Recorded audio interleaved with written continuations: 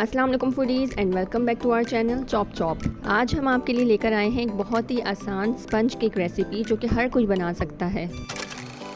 But this recipe is specially for beginners in baking who just need to carefully follow the steps to bake their cake perfectly. So let's get started. So the very first step is to prepare your baking pan. मैंने इसको अच्छे से Greece किया first, और फिर इसके ऊपर मैंने पार्चमेंट पेपर, जिसको आप बटर पेपर भी कहते हैं, उसको आपने इसके अंदर प्लेस कर दिया एंड अगेन उसको ग्रीस किया।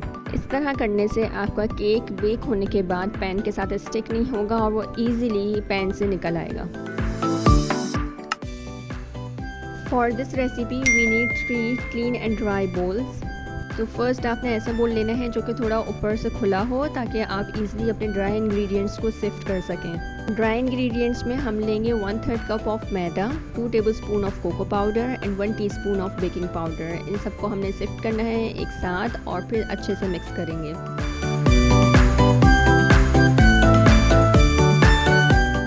अब ये अच्छे से मिक्स हो चुका है तो हम इसको साइड पे रख देते हैं।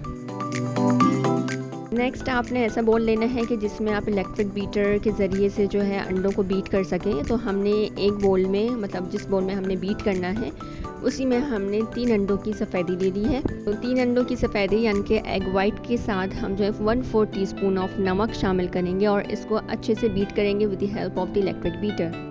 इनिशियली इसको बीट करने से इसमें बबल्स बनेंगे और फिर मिक्सचर फ्रॉथी हो जाएगा, और जब ये फ्रॉथी हो जाए then this is a stage के जहाँ पे आप शुगर ऐड करना शुरू करेंगे।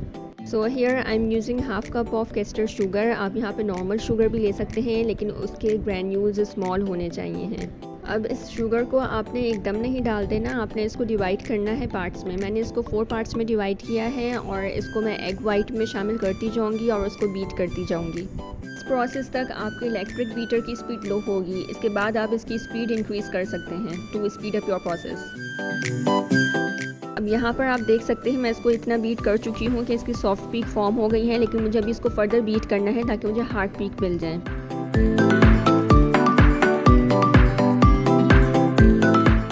नाउ चेक दिस, इस मिक्सचर की हार्ड पीक्स फॉर्म हो चुकी हैं, हमें यही चाहिए है। अब हम इसको भी साइड पे रख देते हैं और आ जाते हैं अपने थर्ड बोल की तरफ। इसमें मेरे पास 3 एग योक हैं जिसको अंडे की जर्दी कहते हैं। इसमें मैं 1/4 cup fresh milk, 1/4 cup cooking oil और 1 teaspoon of vanilla essence add करके अच्छे से विस्क करूँगी।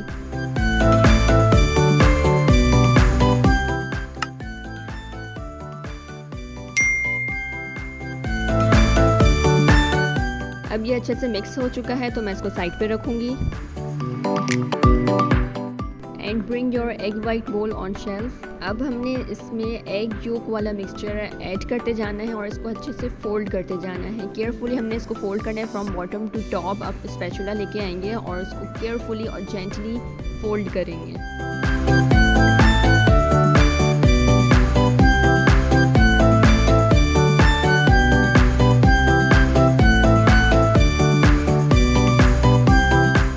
अब हमारा एग योक अच्छे से मिक्स हो चुका है इसमें, तो अब हम इसमें ड्राई इंग्रेडिएंट्स ऐड करते जाएंगे और इसी तरह हल्के हाथ से इसको फोल्ड करते जाएंगे। हमने इसको पूरी जान लगा के मिक्स नहीं करना, हमने इसको बहुत लाइट हैंड से मिक्स करना है, फोल्ड करना है ताकि इसकी एयर ख़त्म ना हो। Be patient while doing this process, this will take a time, यानी कि मुझे भी इस प्रोसेस में अबाउट 10 मिनट्स लगे थे ताकि मैं इसको केयरफुली फोल्ड कर सकूँ।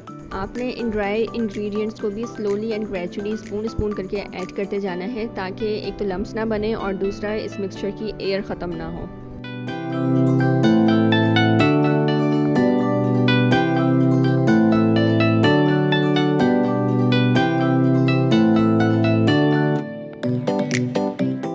लुक, अब ये अच्छे से मिक्स हो चुका है तो हम इसको बेकिंग पैन में पोर कर देंगे।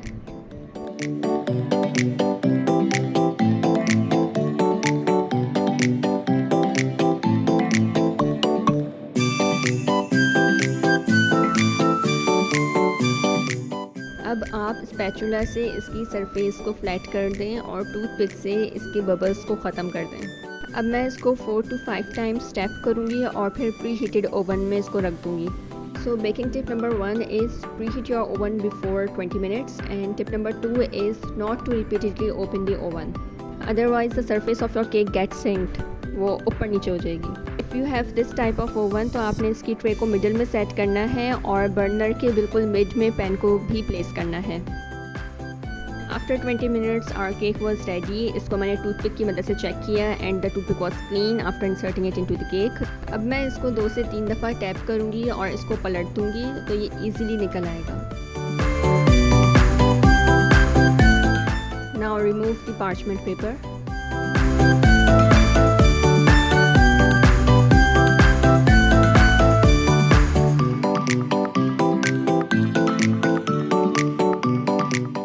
Now look at the spongy and soft cake we baked.